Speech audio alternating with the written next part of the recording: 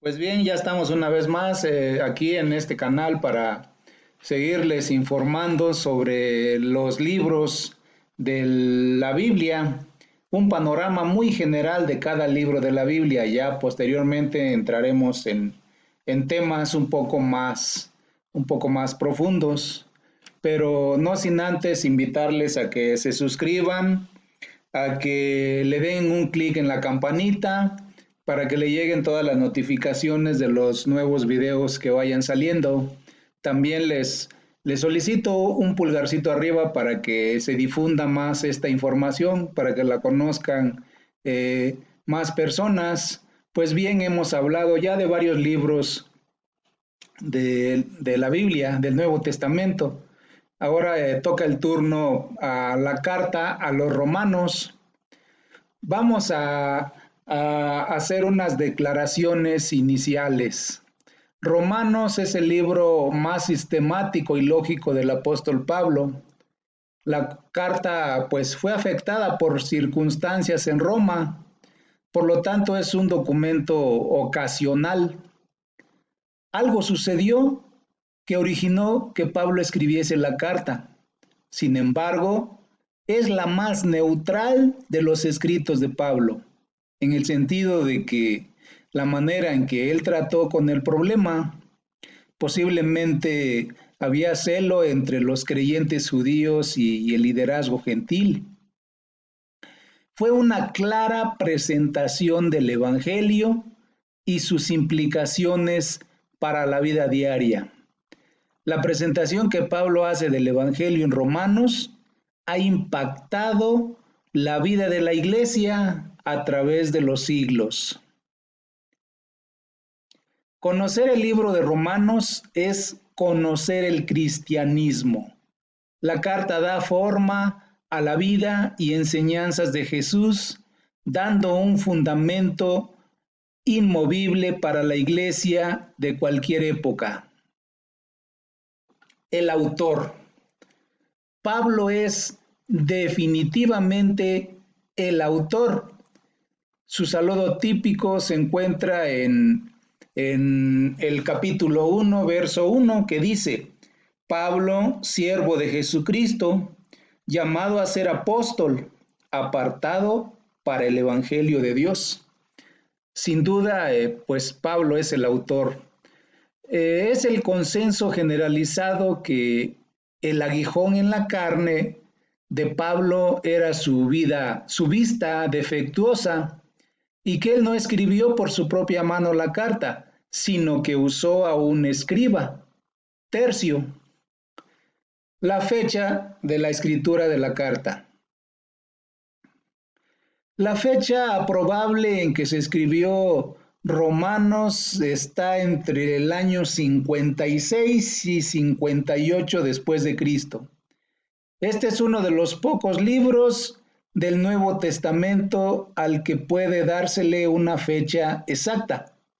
Este se hace al comparar Hechos 20:2 y siguientes con Romanos 15:17 y siguientes.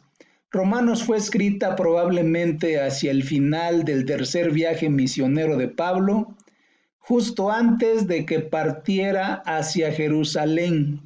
El lugar donde la escribió posiblemente fue Corinto. Los recipientes de la carta. La carta declara que su destino es Roma. No sabemos quién fundó la iglesia en Roma. Pudieron haber sido algunas de las personas quienes visitaron Jerusalén en el día del Pentecostés y que se convirtieron y regresaron a sus hogares para comenzar la iglesia. Según Hechos capítulo 2, verso 10.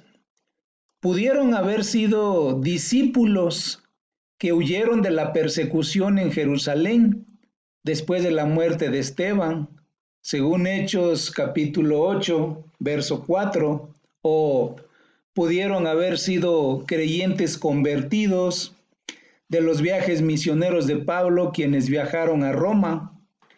Pablo nunca había visitado esta iglesia, pero deseaba hacerlo. Él tenía muchos amigos ahí. Aparentemente su plan era visitar Roma, en camino a España, después de su viaje a Jerusalén con la ofrenda de amor. Él buscaba nuevos campos. La persona que se encargó de llevar la carta de Pablo de Grecia a Roma parece haber sido Febe, una diaconisa quien estaba viajando en esa dirección. El propósito de la carta. Una apelación para recibir ayuda para su viaje misionero a España. Pablo sentía que su trabajo apostólico en el este del Mediterráneo, pues ya estaba terminado.